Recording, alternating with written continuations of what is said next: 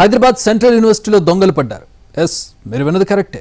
క్యాంపస్లో చదువుతున్న విద్యార్థులే ల్యాప్టాప్లు ఎత్తుకెళ్లారు. ఈ కేసును పోలీసులు ఛేదించి 3 నిందితులను అరెస్ట్ చేశారు. చదువుతున్న వర్సిటీకే స్కెచ్ చేశారు.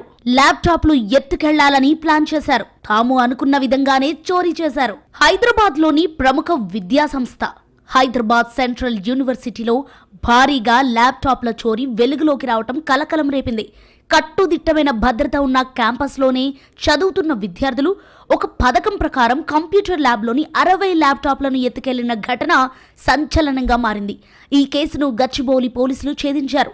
3 నిందితులను అరెస్ట్ చేశారు. యూనివర్సిటీలోని సిఆర్ రావు ఏఐఎంసీఎస్ విభాగంలోని కంప్యూటర్ ల్యాబ్ను లక్ష్యంగా చేసుకుని నిందితులు ముందుగానే ప్రణాళిక సిద్ధం చేసుకున్నారు. చోరీకి ఒకరోజు ముందు 2 విద్యార్థులు కారును తీసుకువచ్చి ల్యాబ్ సమీపంలో పార్క్ చేసి పరిస్థితులను గమనించారు. భద్రతా ఏర్పాట్లు, సీసీటీవీ కవరేజ్పై వారికి ముందస్తుగానే అవగాహన ఉంది. దీంతో కెమెరాలకు చిక్కకుండా అర్ధరాత్రి సమయంలో క్యాంపస్లోకి ప్రవేశించారు.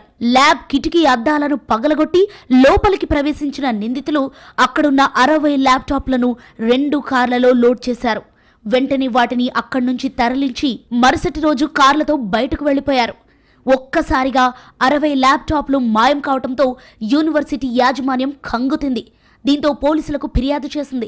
ఈ మేరకు కేసు నమోదు చేసిన గచ్చిబౌలి పోలీసులు ప్రత్యేక బృందాలను ఏర్పాటు చేసి దర్యాప్తు ప్రారంభించారు. సీసీటీవీ ఫుటేజీ, సాంకేతిక ఆధారాల ఆధారంగా నిందితుల కదలికలను గుర్తించారు. యూనివర్సిటీ సీసీటీవీ ఐపీ అడ్రస్ల ద్వారా పోలీసుల కదలికలను గమనించిన విద్యార్థులు కారును గుర్తుపట్టకుండా నంబర్ ప్లేట్ మార్చినట్లు విచారణలో తేలింది. అంతేకాదు, చోరీ చేసిన ల్యాప్టాప్లను నిందితులు బెంగళూరుకు తరలించినట్లు పోలీసులు గుర్తించారు. వారి వద్ద నుంచి 55 ల్యాప్టాప్లు, 1 కారును స్వాధీనం చేసుకున్నారు పోలీసులు.